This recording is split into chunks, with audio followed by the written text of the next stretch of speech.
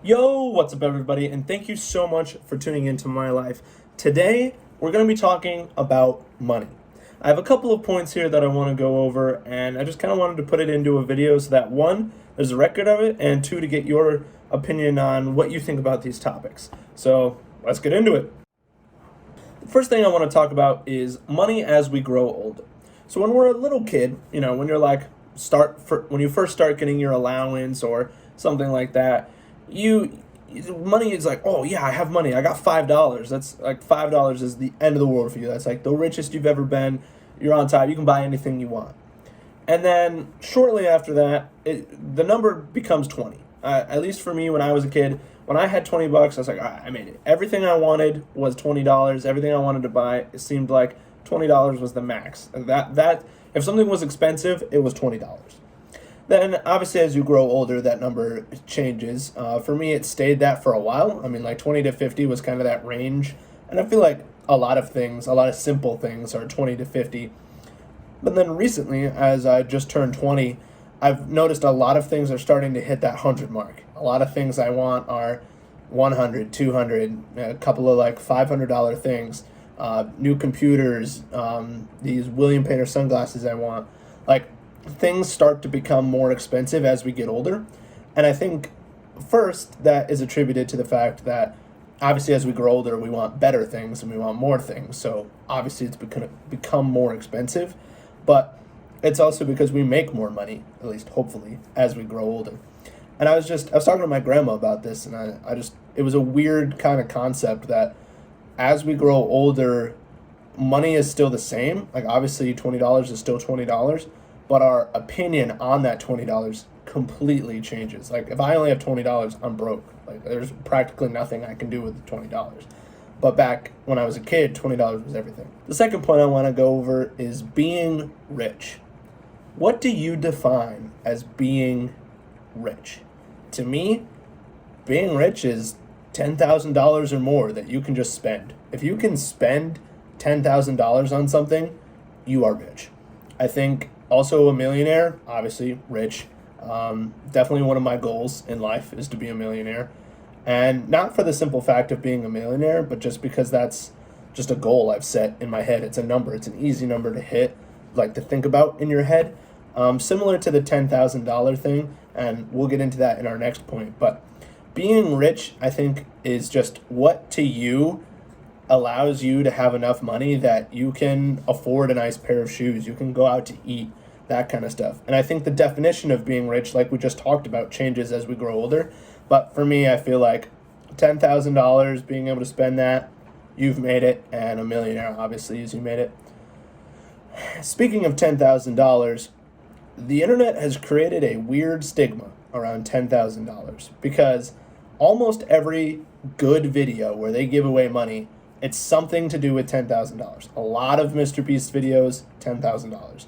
Obviously now they've grown a little bit because Mr. Beast has to keep doing better and better things, which absolutely my favorite channel on YouTube, no doubt. But he's created this, he and others, this weird, I don't know, like weird thought about $10,000. Because when I hear giving away $10,000, I instantly think, oh yeah, that's normal. But then if you actually step back and think about what you could do with $10,000, it's incredible. Like $10,000 is my whole car, is a year at college, is like, it's a lot. I can buy almost everything in my life that I would want to buy right now, minus my debt, I could afford with $10,000 easy. So it's crazy to think about how when you start to look things to yourself, it becomes much different than when you're thinking about it on YouTube. And YouTube kind of changes a lot of things. I mean, there's 5-year-olds that are more rich than some of us will ever be simply because of YouTube and what they do. Sometimes I do this, and I assume others do, is you look at these people that have made it. You're 20, millionaire, multi-millionaire maybe. And I look at me and I have less than $1,000 to my name and not really doing a lot. But then you have to step back and say, okay, yeah, maybe I don't have as much money as them, but I am set up, I'm learning from them, I'm advancing, and as long as you do that, as long as you're ready to move forward, I think that's a huge key in life. not only with just finances, but everything. I mean, obviously, a lot of people go through financial setbacks. And if you get stuck in that and you say, oh, this is what I used to have, this is what I used to be able to do, you're never going to move forward. You have to live, sure, obviously, reminisce about what you had maybe, or think about how you can get back there. But if you get stuck in the what I had, you're never going to have it again, because you're going to live the same way. And this is why a lot of multimillionaires go broke. A lot of sports people go broke because they get a lot of money at once and they can't handle it mentally. They can't think about it because, like, oh, I have all this money, and money changes. Like we talked about on our first point, suddenly $10,000 is nothing, so you spend that on everything and then you're broke instantly. So it's something to look out for. Saving money is something that has grown on me in the past few years. I never really understood why you would save money. I always thought, well, if I can spend it now, I might as well. And especially since money devalues over time because of inflation. But I think there's this nice balance to have, that you have to be able to afford things and be able to buy, to be able to buy better things. One, you have to save money.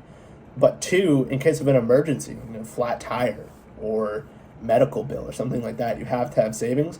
And that's something that never really hit me till this year. So that's why it's one of my huge goals, is to have $1,000 in my savings account that I don't need to touch, because that's super important to me. Another important thing about being rich, we have this stigma about rich people, that they're all these terrible people, that they just hoard their money and, we got to tax them more, we have to do whatever. But a lot of those people, now certainly there are people like that. Obviously, that's how stereotypes form. There are many people like that. And there's people that just got their money from who knows where. But the majority, I would say, of rich people, of millionaires, of whatever, those people worked hard for that money. They've worked their entire life to get that money.